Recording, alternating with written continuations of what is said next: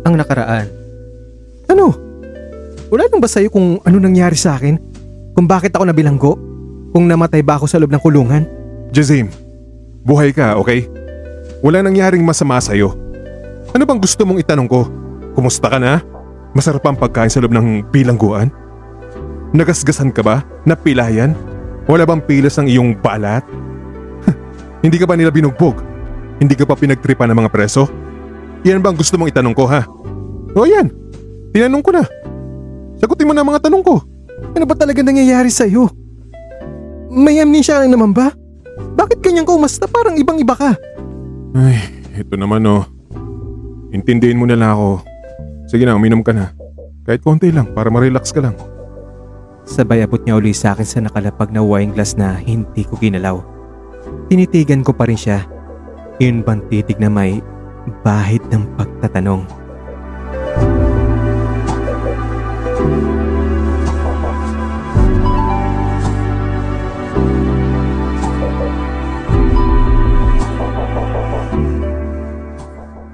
Ang pagpapatuloy. Sige na, kahit konti lang. Please. At sa pag-please niya ngayon, mistulang ring nalusaw ang aking puso. May pagdadalawang isip man, uminom ako ng konti lang. Pero napangiwi talaga ako sa lasa ng alak na yon. Sobrang tapang. Kaya mo yan. Sige na, tuloy mo lang. Pampagising lang ng katawan. Kasi may gagawin tayo. Gagawin? Anong gagawin natin? Basta uminom ka lang. Sige na. Pinilit niya akong uminom. Ang sabi niya, pampagana lang daw kasi may sorpresa daw siya. Nagpatugtog si James ng mellow music at sa harap ko ay sumayaw siya. Hindi ko alam kung nanumbalik na ba ang alaala niya o sadyang makulit lang siya. Nang nakailang tagay na ako, doon naman niya ako hinatak sa gitna para magsayaw. Naging emosyonal naman ang aming pagsasayaw. Sa sandaling iyon, ramdam kong connection sa aming dalawa. Nagpatuloy ang inuman at sumayaw kami hanggang sa naging masyadong malapit na kami sa isa't isa. At habang sumasayaw kami, mas naging malapit at mas naging masigla ang galaw namin. Mas humigpit ang yakap niya at marahang dumadampi ang kanyang mukha sa akin na para bang sinusubukan niyang iparamdam ang pagiging komportable niya sa presensya ko. Dahil sa sobrang lapit namin, ramdam ko ang bigat ng kanyang dibdib habang nakadikit sa akin. Mainit ang kanyang balat at mabilis ang tibok ng puso niya na tila ba ay nakikisabay sa akin. Sa paglapit namin iyon, mas naging malinaw sa akin ang dami ng emosyon na bumabalot sa amin. Hindi ko napigilang huminga ng malalim habang hinahaplos niya ang aking likod. Ako naman ay hindi mapakali. Marahang gumuguhit ang aking kamay sa kanyang balikat at batok. Sa mga sandaling iyon, parang huminto ang oras. Wala kaming ibang iniisip kundi ang saya ng magkasama kaming sumasayaw. Sandali kami nagpahinga at uminom ng konti. 2 pang basong naubos namin. Mas lalo akong nakadama ng gaan, saya at mapayapang kalayaan. Para akong lumulutang, hindi dahil sa alak, kundi dahil sa sobrang halo-halong emosyon na matagal ko nang hindi nararanasan. Nakatitig lang siya sa akin. Hawak ang magkabila kong pisngi na para bang gusto niyang mabasa kung ano pa ang nararamdaman ko ng mga oras na iyon. Gusto mo ako, di ba? Ang malambing niyang tanong.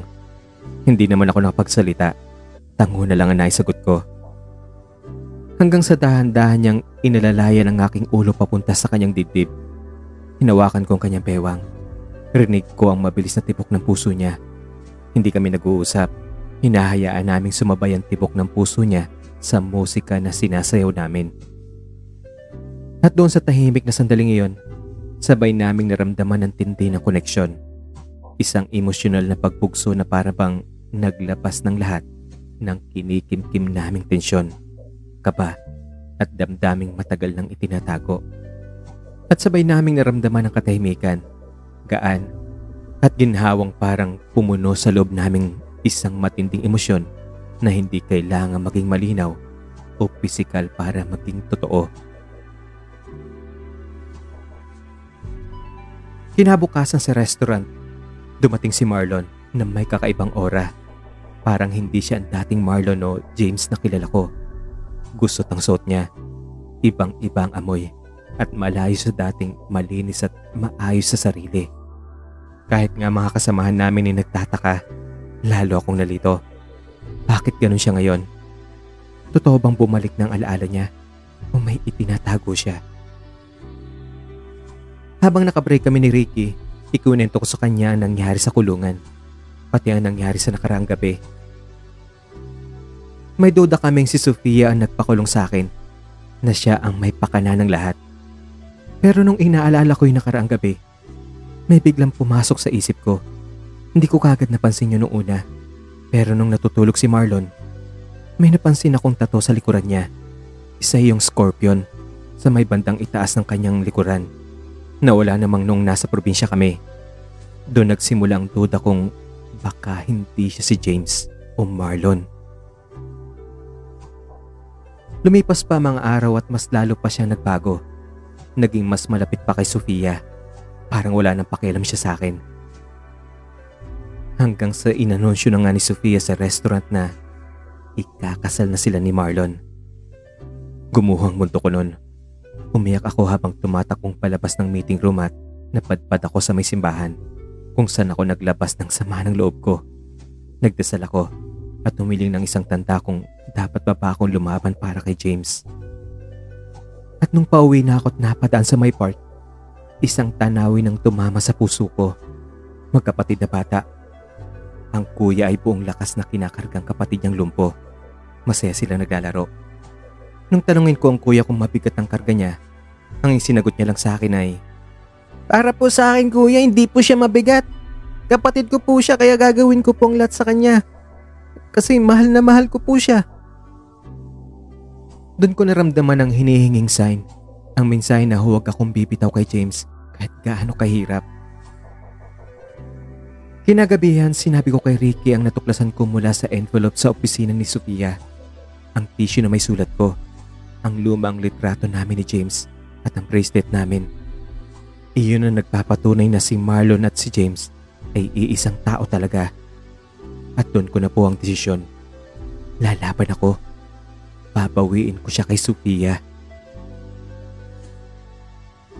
Tinawagan ko ang preso na tumulong sa akin sa kulungan. Hindi ko man sabihin ang buong plano, naramdaman kong kailangan ko ng proteksyon. At dumating na ang araw ng kasal. Pumasok kami ni Ricky sa simbahan kahit hindi imbitado. Habang nagmamarcha si Marlon, ramdam ko ang sakit at lungkot. Pero napakagwapo niya talaga sa kanyang suot na Amerikana at tila masaya siya sa paglalakad niya papunta sa altar. Sa tanong ng pari kung may tumututol ba, napipigilan man ako. Sa huli ay tumayo ako at sumigaw ng pagtutol. Ipinaliwanag ko ang buong katotohanan. Hindi si Marlon ang groom, kundi si James na may amnesia lang. At itinago ito ni Sofia. Itinago sa kanyang katotohanan. Dinala ko pa ang larawan namin sa pari bilang pruweba. Sandaling natahimik ang simbahan. Naramdaman ko ang pag-asa.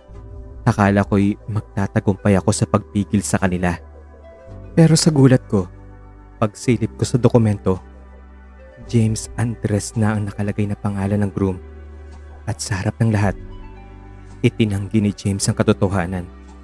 Tinawag akong baliw at sinabi pang hindi niya ako mahal. Naguluhan talaga ako ng mga oras na yon. Hindi iyon ang ugali niya, hindi ganon si James.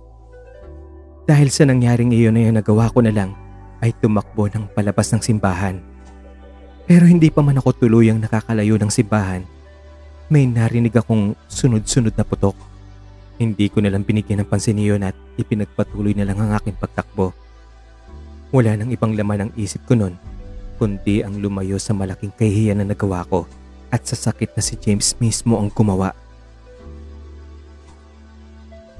Nang nakauwi na ako sa boarding house, nabalot ako ng matinding sakit at kalituhan. Maraming tanong sa isip ko. Bakit siya ganun magsalita? Bakit parang hindi siya si James? Sa tindi ng sakit na naramdaman ko, naisipan kong puntahan siya mismo sa bahay. Tanungin siya ng personal na kaming dalawa lamang ang nag-uusap. Pumasok kasi sa isip ko na baka may kinalaman na naman si Sofia dito. Umalis ako ng bahay kahit 10 oras na ng gabi at pagdating ko sa bahay niya, walang sumasagot sa doorbell. Naisip kong nasa honeymoon silang dalawa ni Sofia. Pero dahil sa hindi maipaliwanag na kutob, pumasok pa rin ako sa loob ng bahay niya sa pamamagitan ng pag-akyat sa gate at tirasa niya. At nang makapasok na ako, narinig ko ang mahinang ungol mula sa isang bahagi ng bahay. At sa paghahanap ko, aksidenteng nahila ko ang isang tropeyo at doon ay umikot ang shelf at nagbukas ang isang lihim na kwarto. Doon ko nakita si James, nakadapa, nakatali ang kamay at paa, may pusal ang bibig at halatang ilang araw nang hindi malaya. Agad ko siyang tinulungan at doon ko nalaman ang buong katotohanan. Ikwinento niya na ang nagpakasal kay Sofia ay hindi siya, kundi ang kakambal niyang si John, isang traitor at sobrang insecure na kapatid. Iyon palang dahilan ng lahat, ang pagtukot kay James, ang pagkukunwaring siya si Marlon, ang pagpapakasal at ang pagwasak sa relasyon namin. Niyakap naman ako ng James ng mahigpit at inamin niyang ako ang nasa isip niya habang nakakulong siya. Doon niya sinabi na nanumbalik na ang alaala niya at naaalala niyang ako ang tunay niyang mahal. Pero bago pa man namin lubos na maunawaan ang isa't isa, biglang lumabas mula sa dilim si John. May hawak na baril, nanlilisik ang mga mata at gusto kaming patayin na pareho.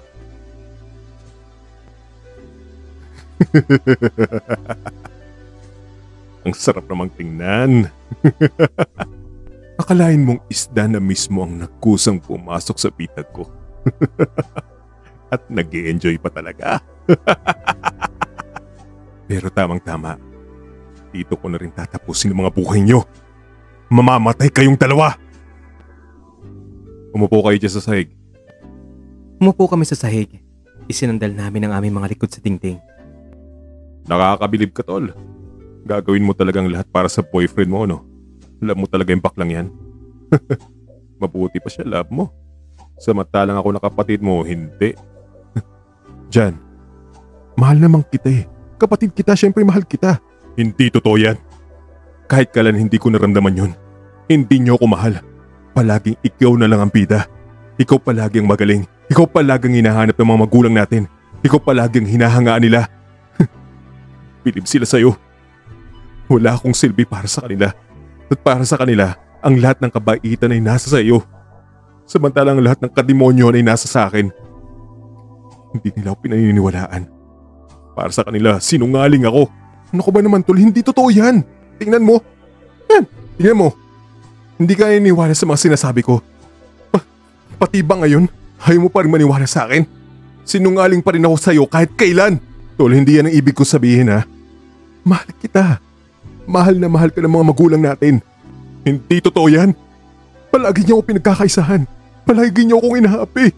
Tol, makinig ka sa akin, maniwala ka sa akin. Mahal ka ng mga magulang natin at mahal din kita. Maniwala ka sa mga sinasabi ko. Napakasinungaling mo talaga. Naalala mo, nung bata pa ako, bata pa tayo. Kapag nakakakuha ka ng honors, habang nasa stage ka, at nagsasabit ng medalya sa leeg mo mga magulang natin. Nasaan ako? Nasa isang sulok lang nanonood sa iyo habang masayang masaya kayong nagpapakuha ng larawan. Sa mga gawain sa bahay at sa assignment sa eskwelahan. Kapag ikaw ang gumagawa, pinupuri nila samantalang kapag ako, hindi. At isang beses pa ha, naglambing ako sa tatay. Sinabi ko na samahan ako sa niyogan kasi gusto kong kumain ng buo. Alam mo ba kung ano ang sabi niya sa akin? Ako na lang daw ang kumuha dahil masama ang pakiramdam niya. Sakit lang nun eh. Sakit. Pero kapag ikaw ang naglambing, kahit masakit ang katawan niya, naroon pa rin siya sa iyo. May isa pa ha. Ito. Nagmamadali akong pumunta ng palengke para bumili ng paborito niyang kare-kare. Bumili rin ako ng cake. Alam mo kung saan ko kinuha ang pambili ko nun? Sa inihipon ko para sa sapatos na pinapangarap ko. Pero binawasan ko yun para lang makabili ng pagkain paborito niya dahil birthday niya. Pero nung nakabalik na ako ng bahay, wala si Itay.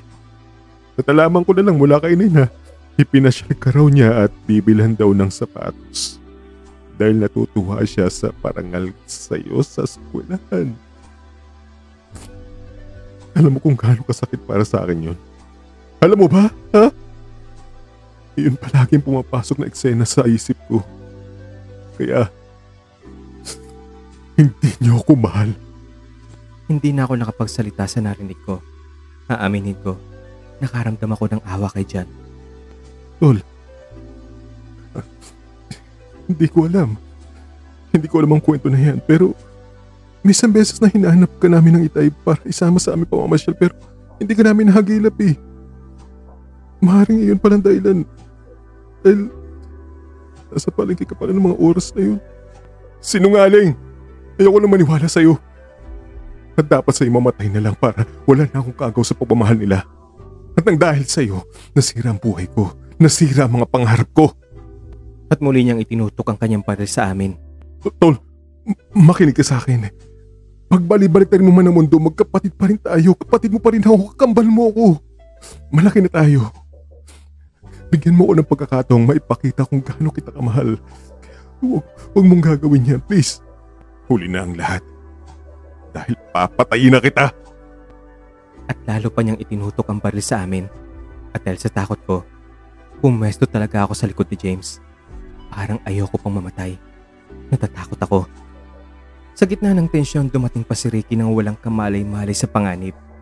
At lalo pang nagkabuhol-buhol ang sitwasyon nang maghabulan, mag-agawan sa baril at hindi malaman kung sino ang tunay na James dahil magkamukha ang kambal. Sa huli, sa gitna ng gulo, desperasyon at nalilitong pagtukoy kung sinong impostor, isang putok ang umalingaw-ngaw, isang malakas na sigaw ang pinakawala ni Ricky. Dali-dali akong tumakbo sa hagdanan para tingnan kung anong nangyari kay Ricky at kung sino ang nabaril niya. Sa sobrang bilis ng pagtakbo ko ay tila hindi lumalapat sa hagdanan ng mga paa ko. Nung narating ko na ang ground floor, tinumbok ko ang main door na nakabukas at nung nasa bungad na ako, dun ko nakita si Ricky na nakatayo sa harap ng gate. Nakatutok pa rin ang baril sa kanilang dalawa ni James at kambal niya na patuloy na nagpapambuno sa harapan ng lawn ng bahay. Nahinto sandali si James sa pagharang niya kay Jan. Pero yun na palang hinihintay na pagkakataon ni Jan. Agad siyang nakatakbo palapit kay Ricky na nabigla rin nun. Inagaw ang baril. Inilintis niya ang isa niyang kamay sa katawan ni Ricky at saka itinutok ang baril sa ulo nito. Huwag kayong magkakamaling sundan kami kung ayaw niyo na may mangyaring masama sa kanya. Pero nung makalayo-layo si Jan, habang hawak-hawak niya si Ricky, binitawan niya rin ito at tumakbo papalayo at tuluyan ang naglaho sa dilim. Itutuloy. Abangan.